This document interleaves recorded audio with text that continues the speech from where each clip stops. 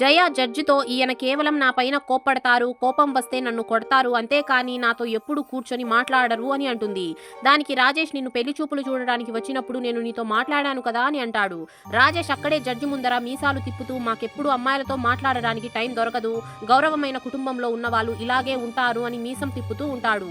దానికి జడ్జి అతనితో నువ్వొక్కడివే గౌరవమైన కుటుంబం నుంచి వచ్చావా, మేమంతా రాలేదా అని అంటుంది.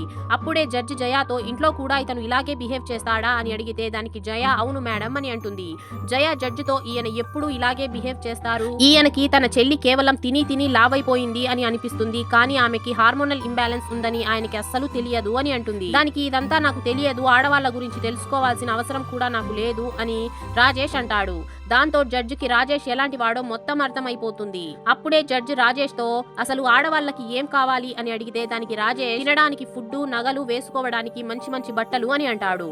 దానికి జడ్జి నాయనా గౌరవమైన కుటుంబం నుంచి వచ్చిన వాడా, ఆడవాళ్ళకి ఇవే కావాలా, నిన్ను నీ భార్య కొట్టడంలో అసలు తప్పే లేదు అని అంటుంది. ఆ తరువాత ఏమైందో తెలుసుకోవడానికి పార్ట్ 37 అని కామెంట్ చేయండి.